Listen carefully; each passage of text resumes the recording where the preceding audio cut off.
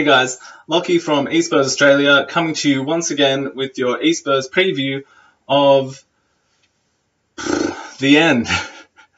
The final game at White Hart Lane against Manchester United. What better spectacle of a match could you have? The second last game at White Hart Lane, we have the scum, and now we have, the greatest English Premier League team in Manchester United. A lot to talk about. Obviously, it's a very emotional occasion. I lived in England, London for a few months. Unfortunately, I didn't get to see a game live. I did do a stadium tour, but I mean, I feel I have very little grounds to talk about. Something that has such a real emotional value for the people that have been there, going there their entire lives. Some people going there for, 40 years, 50 years, taking their children, them growing up as a child. I've heard it described as like a home for so many people. And to know that it's going to be demolished the day after, I mean, it's emotional. I was watching in Australia, it's the Optus Sport, sort of tribute to White Hart Lane, farewell to the lane. They had Harry Redknapp, Dimitar Berbatov, and David Ginola, and it was an emotional talk. I got a bit choked up at the end. I mean, I am a crier, so that's not a big deal. But I imagine a lot of people are going to be incredibly emotional come the final whistle at that game. Let's talk about the game itself. Obviously, if there was one man who could poop on the party, the party which is the final White Hart Lane game, it would be Jose Mourinho. The perfect manager to stifle out any fun out of an occasion like this. It is a good time to play United, obviously. Playing their Europa League semi-final game against Celta Vigo, you'd imagine they would have one eye on that. It's a very important competition that they win so they can assure themselves a Champions League place next season. So that does work in our favour.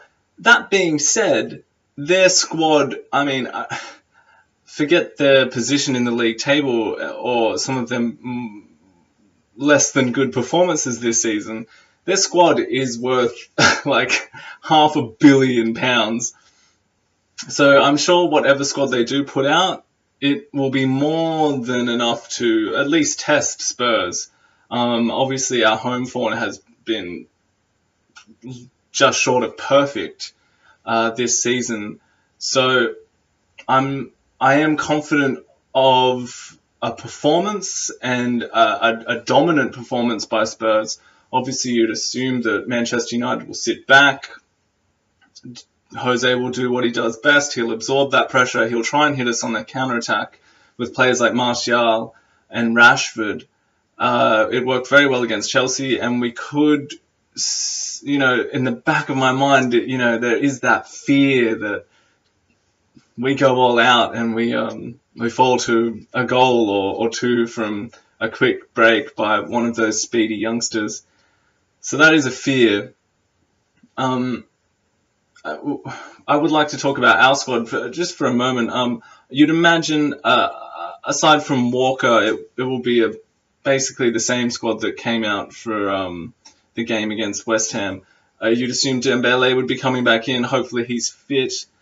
He will make a massive difference to this game. The way he controls the ball in that middle third of the pitch it's imperative to having a good front foot in a game against a quality opposition. Danny Rose, let's hope he's back. It would be great for him to play in the final game at White Hart Lane. One last hurrah for such a fan favourite in the last few seasons. So hopefully that would mean that we could go back to our 3-4-3 formation, which served us so well and probably would have, you'd imagine, had a better impact against West Ham in the last game. Now, touching on that West Ham game, I said in my review of that game that it's a game of football and you can't win them all. And we'd won 9 and we lost 1. There's a whole cacophony of sort of noise around that game and trying to deduce what went wrong for Spurs, but I feel like it is easy enough to just say it was one of those games. I know it was an old Harry Redknapp term, but you can't win them all, and we weren't up to it. West Ham were. I did, however, say in my review that it is imperative for the squad to come out and bounce back from that. I mean, we all remember what happened last season when we needed 1 point from 3 games to solidify second, and we thought, no, it'll be fine. Who we've got? We've got Southampton. We've got Newcastle on the last day of the season. What? The fact that we're in a similar position and we could be playing Hull, who could be eliminated by then from the Premier League. It's the narrative is there, and it is so important for this Tottenham team to just dispel that. We need to go out there. We need to make second ours. That's important for many reasons, not least of all the effect that hangover sort of had at the start of this season. Tottenham, they're going to fall back. Look at what happened at the end. They bottled it. Oh, bottlers. Ridiculous. But there was, even if it's the questions that get put to Poch on a weekly basis, what's the mentality like of this squad? What's the fitness like of this squad at the end of the season? These questions need to be answered, and they need to be answered thoroughly and effectively. And what better way to do that for this team to go out there and win the last game at White Hart Lane against Manchester United? Whoever scores a goal in this match will go up in history. It's a chance like not many others to really grab something, grab some history and make it your own. If Harry Kane was to score the final goal, how brilliant. That being said, someone like Danny Rose, if he scored, or even someone like Dembele, Dele Alli, just get your name and write it into history. It would be a really brilliant thing to see. And like I said, I'm aware of this awful thing happening, this awful Spursy thing happening to lose in the final game at White Hart Lane. But I am confident that the team will rise above that, will channel the occasion rather than be frightened by it, and we'll come out there and we'll win. We all know what kind of manager Poch is. He will have... He's never going to trash players, or very rarely in the media, but you do imagine behind the scenes he is kicking ass and saying, hey, that was not good enough against West Ham. Yeah, they played well, but you didn't play better. And it would mean so much to him and so much to the fans and the future of the club, really. I mean, you see us having a good result here, solidifying second. All of a sudden, we go into the transfer window saying, hey, look, we're the team that have been challenging for the Premier League for the last 2 seasons. We've been playing the best football in England for the last 2 seasons.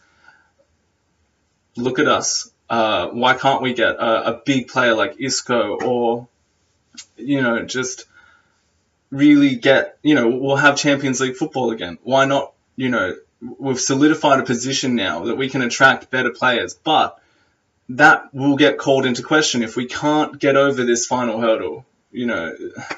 It's a marathon, and we do need to just find that little bit extra energy to get over the finish line in a satisfying way.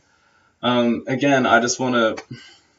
I'll predict 2-1 Spurs. I think it'll be a nail-biter, and what better way, to have an exciting finish to the season. Well, obviously, there's a couple games left, but I feel like if we win this game, that's our season right there. So I feel like it'll be tight. Jose will know what to do, but hopefully we can break that down. 2-1, I'm hoping someone like Christian Eriksen can lead the way and bounce back and find, that amazing form he's been in. He'll be my man of the match to look out for. And again, it's a big deal. I mean, the club is in this really tangible transitionary state where, the new stadium is literally enveloping the old, and we know the club is sort of saying, yes, it's a new beginning, and all these memories will be taken and reinvigorated in a new stadium in the future. But at the same time, it is one of the best stadiums in England, and we're saying goodbye. So it's an emotional one. I'm so jealous of everyone that's there, but I'm sure we'll be able to do this next year at Wembley. Who knows? But it's a big deal, and it's a big game, and well, I'm getting nervous thinking about it now. So I'm gonna leave you there. I'll have a match reaction after the game. It's a big deal. All right, this is Locky from E-Spurs Australia. Keep watching these videos, keep commenting, keep asking questions, subscribe to this channel. I'll see you next time. Until then, come on, you Spurs. Let's do this. Unbeaten season at White Hart Lane. What better way to do it? Come on, we can do this. See you next time. Bye-bye.